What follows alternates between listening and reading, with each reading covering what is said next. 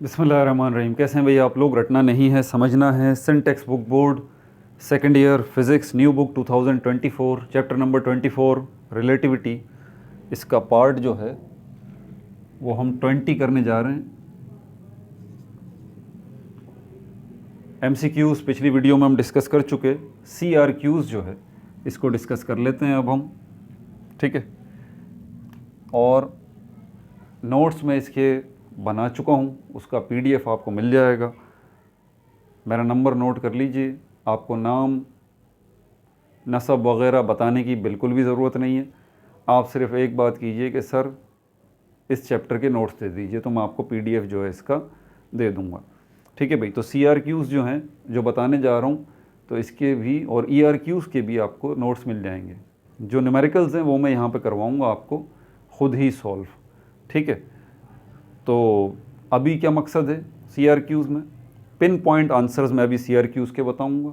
सबसे मुश्किल मरहला जो है वो सवाल को समझना, कि आप सवाल को समझें वो आपसे पूछ क्या रहा है इसके अंदर, ये है।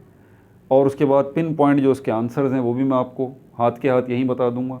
लेकिन एग्जैक्ट नोट्स फॉर्म में अगर आपको चाहिए तो नंबर मेरा 03332667 ये नंबर है। और आप मुझे व्हाट्सअप करके बोलें सर ये रिलेटिविटी वाला चैप्टर जो है इसका PDF शेयर कर दीजिए, तो मैं कर दूंगा, ठीक है भाई। पिछला पार्ट अगर आप लोगों ने नहीं देखा तो ऊपर देखें, लिंक शो हो जाएगा पिछले पार्ट का। और अगला पार्ट इसी वीडियो के लास्ट में इसी स्क्रीन पर आपको मिल जाएगा। लेकिन पिछली वीडियोज़ अगर आपको देखनी है तो फिर आपको प्लेलिस्ट में जाना पड़ेगा। प्लेलिस्ट में कैसे जाएंगे? इसी स्क्रीन के नीचे देखें, लोगो आपको नज़र आ रहा है, रटना नहीं समझना है, उस पर क्लिक करें, पेज खुल जाएगा।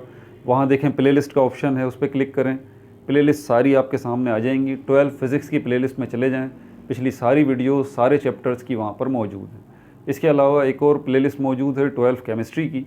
12 केमिस्ट्री न्यू बुक ऑलरेडी मैं पूरी की पूरी बना के अपलोड कर चुका हूँ। पूरे के पूरे 13 चैप्टर्स 12 केमिस्ट्री में मौजूद हैं। प्लस उसके अंदर एक वीडियो भी मौजूद है जो कि आपका सबसे बड़े मसले का हल है। Nomenclature, IUPAC system, common system, इसका हल कैसे निकलेगा? इसका हल टेस्ट से निकलेगा भाई, कि आपका बार बार टेस्ट लिया जाए, बार बार टेस्ट लिया जाए। तो एक वीडियो इसके अंदर प्रैक्टिस टेस्ट या ग्रैंड टेस्ट के नाम से मौजूद है, वो वीडियो आप देखें। उसमें मैंने सारे ऑर्गेनिक नोमेनक्लेचर एक जगह इकट्ठे कर दिए हैं।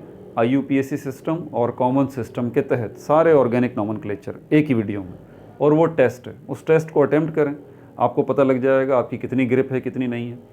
उसी वीडियो के एंड में मैंने सॉल्यूशंस भी दिए हैं, तो ऐसी कोई परेशानी की बात नहीं। उस वीडियो को बार बार देखें, बार बार उस टेस्ट को अटेम्प्ट करें, आप ऑर्गेनिक नोमेनक्लेचर को चुटकियों में उड़ा देंगे, ठीक है। इन ऑर्गेनिक नोमेनक्लेचर की वीडियो अलग है, उसी प्लेलिस्ट में मिल जाएगी। इसके अलावा 11th केमिस्ट्री की भी प्लेलिस्ट आपको नज़र आ रही होगी वहीं पर। 11th केमिस्ट्री पूरे के पूरे 12 चैप्टर्स कंप्लीट बुक, वो भी मैं ऑलरेडी बना के अपलोड कर चुका हूँ। इसके अलावा मैट्रिक पाकिस्तान स्टडी जो है वो चल रही है, चैप्टर नंबर 5 पे हम आ गए हैं। मैट्रिक बायोलॉजी जो है उसके भी 5 चैप्टर्स मैं बना के अपलोड कर चुका हूँ। क्लास मैट्रिक बायोलॉजी की भी प्लेलिस्ट आपको मिल जाएगी, ठीक है भाई। अब यहाँ पर चलते हैं। तो ये सवाल जो है मैं आपको पढ़ के पहले बता देता हूँ, आप ख़ुद भी देख लें। इसके अंदर CRQs 7 CRQ हैं। CRQ के फुल वर्ड हैं कंस्ट्रक्टेड रेस्पॉन्स क्वेश्चंस। तो पिन पॉइंट आपको इसमें आंसर देना होता है। इसमें कह रहा है शो दैट। शो का वर्ड जब भी आए ना तो इसका मतलब होता है प्रूफ करना या साबित करना। तो आपको साबित करना है, आपको प्रूफ करना है किस चीज़ का? For the values of V is extremely less than C। V क्या है? ये भी स्पीड है। C क्या है? ये भी स्पीड है। V जो है किसी भी ऑब्जेक्ट की स्पीड हो सकती है, लेकिन C जो है वो सिर्फ स्पीड ऑफ लाइट है। तो ये V लेस देन C जो आपको नज़र आ रहा है, इसका मतलब आपने इस बात को साबित करना है कि आम ऑब्जेक्ट की वेलोसिटी जो है वो इंतहाई कम है स्पीड ऑफ लाइट के मुकाबले में। पहला वाला क्या है? पहला CRQ कि आम ऑब्जेक्ट की वेलोसिटी इंतहाई कम है, लेस देन है स्पीड ऑफ लाइट के मुकाबले में, और ये हकीकत बात ही। फिर आगे कह रहा है Lorentz transformation reduces to Galilean transformation. Lorentz transformation को रिड्यूस करेंगे तो वो गैलीलियन ट्रांसफॉर्मेशन बन जाएगा। अब ये लॉरेंट्ज़ ट्रांसफॉर्मेशन क्या है, ये भी इक्वेशंस हैं, ठीक है। और ये गैलीलियन ट्रांसफॉर्मेशन क्या है, ये भी इक्वेशंस हैं। तो यहाँ पर आपको बोला जा रहा है, बल्कि मिसाल देके समझाता हूँ, दो चीज़ें आप समझ लीजिए, लॉरेंट्ज़ ट्रांसफॉर्मेशन और गैलीलियन ट्रांसफॉर्मेशन। ये क्या है, ये भी इक्वेशंस हैं, ये भी इक्वेशंस हैं।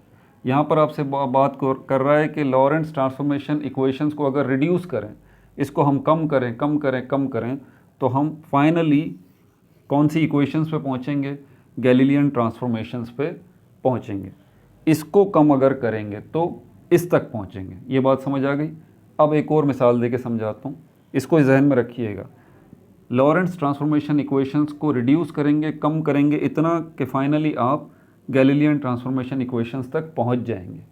इसके पीछे क्या लॉजिक है, इसके पीछे लॉजिक है ये, मिसाल के तौर पर सपोज़ कर लीजिए मार्कर है, ये हरकत कर रहा है, इसकी वेलोसिटी है वेलोसिटी है वेलोसिटी है, और फाइनली ये मार्कर जो है वो सपोज़ कर लें कि इसकी वेलोसिटी इतनी बड़ी इतनी बड़ी इतनी बड़ी कि इस मार्कर की वेलोसिटी हो गई स्पीड ऑफ लाइट के बराबर, स्पीड ऑफ लाइट के बराबर। अब स्पीड ऑफ लाइट के जब बराबर इस मार्कर की वेलोसिटी हो गई, तो ये कौन सी ट्रांसफॉर्मेशन इक्वेशंस आ गई पता है आपको, लॉरेंट्ज़ ट्रांसफॉर्मेशन इक्वेशंस। ये c से रिलेटेड है, स्पीड ऑफ लाइट से रिलेटेड है। अब इस मार्कर की रफ्तार अगर इसकी वेलोसिटी जो है वो स्पीड ऑफ लाइट के बराबर हो गई है, तो अगर मैं इस मार्कर की वेलोसिटी को कम करता हूँ कम करता हूँ कम करता हूँ कम करता हूँ, फाइनली कहाँ पर ले आता हूँ, इसी पोजीशन में ले आता हूँ जहाँ से ये चला है।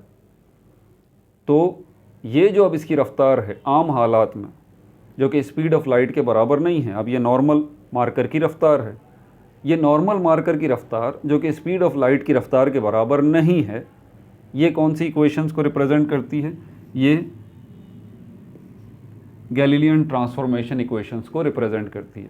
आप इससे ही समझ लीजिए, यानी कि मैं अगर ये बात करता हूँ कि अगर इसकी रफ्तार जो है वो स्पीड ऑफ लाइट के बराबर हो गई है, तो अगर इसकी रफ्तार मैं कम करता हूँ कम करता हूँ कम करता हूँ, तो फाइनली इसकी रफ्तार जो है वो नॉर्मल हो जाएगी। यही बात यहाँ पर है, लॉरेंट्ज़ ट्रांसफॉर्मेशन इक्वेशन जो है वो स्पीड ऑफ लाइट के बराबर बात करता है, और अगर लॉरेंट्ज़ ट्रांसफॉर्मेशन इक्वेशंस को आप रिड्यूस करेंगे कम करेंगे, तो फाइनली वो कहाँ पर आ जाएगी, गैलीलियन ट्रांसफॉर्मेशन इक्वेशंस के बराबर आ जाएगी, जो कि बात करता है आम ऑब्जेक्ट की वेलोसिटीज़। समझ में आ रही है बात आप? तो यही वो बात कर रहा है, और यहाँ पर यही बताया गया है कि स्पीड ऑफ लाइट को अगर कम करें कम करें कम करें कम करें, तो फाइनली वो v के बराबर हो जाएगी, यानी कि आम ऑब्जेक्ट की वेलोसिटी के बराबर हो जाएगी। ठीक है, तो इसको आपको साबित करना है। कैसे साबित करेंगे, इसके लिए मैंने नोट्स बना दिए हैं, PDF के अंदर मैंने इसका सल्यूशन दिया हुआ है। ठीक है, बहरहाल यहाँ पर तो इसका जवाब प्योरली मैथमेटिकली है। ठीक है ना, अब ओरली मैंने समझाया तो है, लेकिन इतना हो सकता है आपके जहन में अभी सही बैठा नहीं हो ये, तो इसका सल्यूशन जो है वो PDF में मौजूद है। आप मुझे व्हाट्सअप करें तो मैं इसका PDF जो है आपको शेयर कर दूँगा। ठीक है भाई,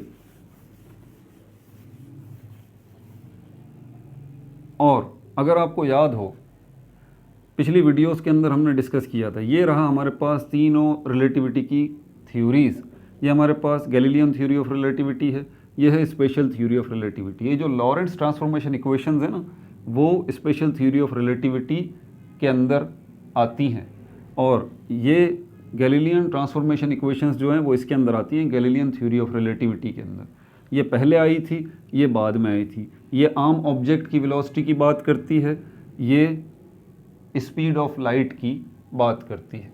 ठीक है भाई, अच्छा दूसरा जो हमारे पास सवाल है, दूसरा सवाल हमारे पास ये है, इसमें ये कह रहा है if a particle could move the velocity of light. अगर कोई पार्टिकल है, ठीक है, वो लाइट की वेलोसिटी के बराबर हरकत करता है, how much kinetic energy would it possess. तो इसकी काइनेटिक एनर्जी के क्या हालात होंगे, इसकी काइनेटिक एनर्जी बढ़ जाएगी या कम हो जाएगी। सवाल समझ में आ गया आपको?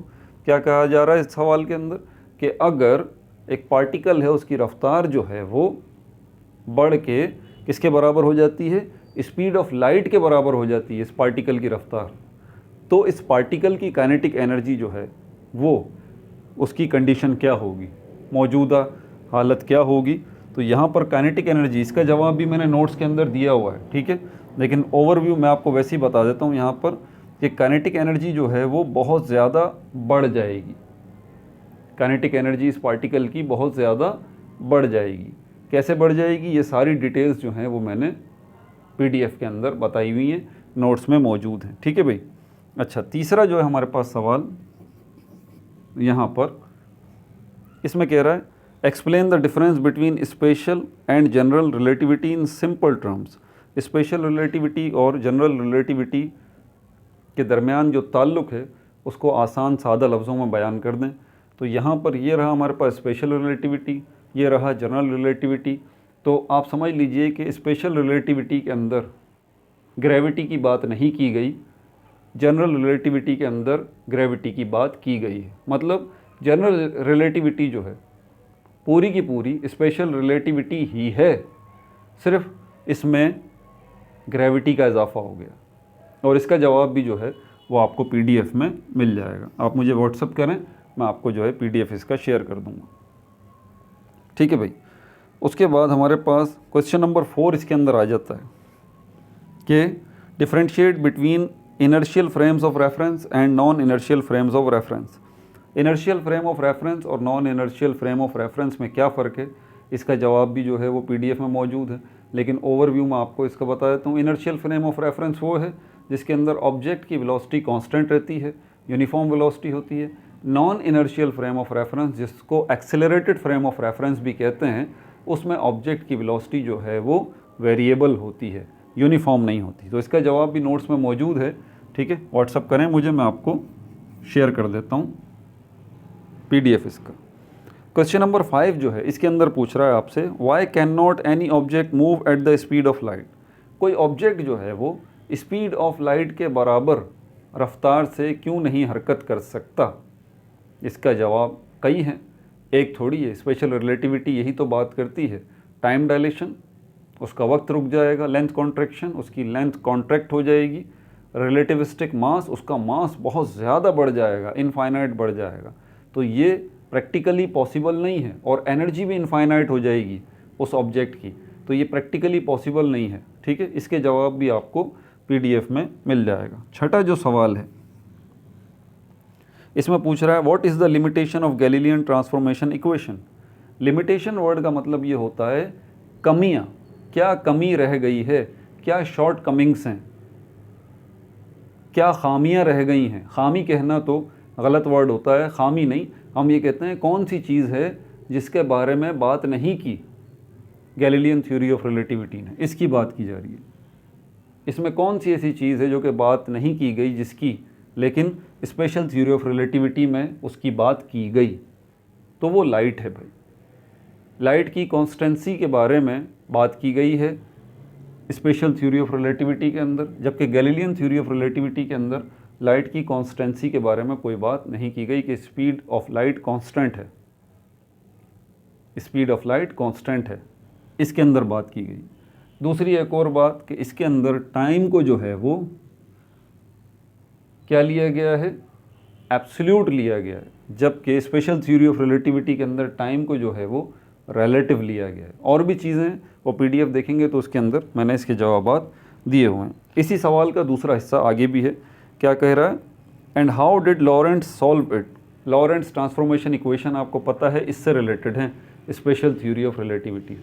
तो ये कैसे सॉल्व किया लॉरेंट्स ने इस मसले को, लाइट के मसले को कैसे सॉल्व किया, तो इसके ऊपर भी मैं अलग से पूरी वीडियो बना चुका हूँ। बहरहाल इसका जवाब आपको पीडीएफ में मिल जाएगा, ठीक है। 7वां जो सवाल है इसमें आपसे बोल रहा है, calculate the value of Lorentz factor. ये गामा है, इसको गामा कहते हैं। इस तरह ये आर जो आपको नज़र आता है सिंबल गामा, यहाँ पर ये गामा सिंबल क्या बता रहा है, ये लॉरेंट्स फैक्टर जो है इसको बताता है। Calculate the value of Lorentz factor, आपको लॉरेंट्स फैक्टर की वैल्यू को कैलकुलेट करना है। If the object is moving at a speed of light, अगर जो है कोई ऑब्जेक्ट हरकत कर रहा हो स्पीड ऑफ लाइट के बराबर, ठीक है भाई। तो ये भी आपको पीडीएफ में इसकी जो भी तफसील जो है सारी की सारी जो है वो पता लग जाएगी। इसके अलावा हमारे पास ERQs या लॉन्ग आंसर क्वेश्चंस हैं, इसके जवाबात जो हैं वो भी आपको PDF में ही मिलेंगे। यहाँ पर तो सिर्फ उसने जो डिटेल्स बताई हैं सारी की सारी, जो सवाल पूछे हैं सारे के सारे, वो मैं आपको अगली वीडियो में समझाऊंगा बाकायदा कि ये सवाल आपसे इन सवालों में पूछ क्या रहा है। क्योंकि सबसे बड़ा हमारे साथ मसला ये होता है, जो आपके पास नोट्स हैं ना, उनको ज़रा ध्यान से पढ़ लीजिएगा। आप माशाल्लाह सेकंड ईयर के स्टूडेंट हैं, छोटे बच्चे नहीं हैं, इस बात को ज़रा समझिएगा। तो जो भी आपको एकेडमी से, कॉलेज से नोट्स मिलते हैं, ठीक है, वो आपके पास नोट्स आ गए हैं, अपने जहन का थोड़ा सा इस्तेमाल करें। सवाल मैंने आपको समझा दिए हैं, ज़रा जवाब पढ़ के चेक भी कर लें कि आया जो सवाल लिखा हुआ है, सवाल में जो चीज़ वो आपसे पूछ रहा है उसी का जवाब लिखा हुआ है ना। आप यकीन करें, बड़ी तकलीफ़ होती है जब मैं देखता हूँ एकेडमी के नोट्स उठा के देखता हूँ, जब मैं देखता हूँ कॉलेजेस के नोट्स, तो जवाब कुछ होता है और सवाल में कुछ पूछा गया होता है। तो ये सवाल समझाने का मकसद ही आपको यहाँ पर ये CRQs मेरा ये है कि क्लियरली जो है आप ज़रा सवाल को समझें और अपने नोट्स में चेक करें कि उसके हिसाब से ही जवाब लिखा हुआ है ना। ये तो नहीं कि कुछ और जवाब लिखा हुआ है, क्योंकि किसी का नुकसान नहीं होगा, नुकसान आपका होगा। जब यही आंसर आपके चेक होने के लिए जाएंगे तो वहाँ पर टीचर्स जो हैं इसको कट कर देंगे, फिर क्या करेंगे आप? समझ में आ रही है बात आपको? तो इसलिए ज़रा तसल्ली से सवालों को समझें। अभी जो भी जितने साथ के साथ सवाल मैंने समझाए हैं, और उसके बाद अपने नोट्स को चेक करें कि ये जो सवालात हैं क्या इन्हीं के जवाबात आपके पास नोट्स में लिखे हुए, इसको चेक कीजिएगा। बाकी ERQs मैं आपको अगली वीडियो में समझाऊंगा, उसके बाद फिर जो है हम न्यूमेरिकल्स करेंगे। ठीक है भाई, अपना बहुत ज़्यादा ख्याल रखिएगा। No like no subscribe, only share.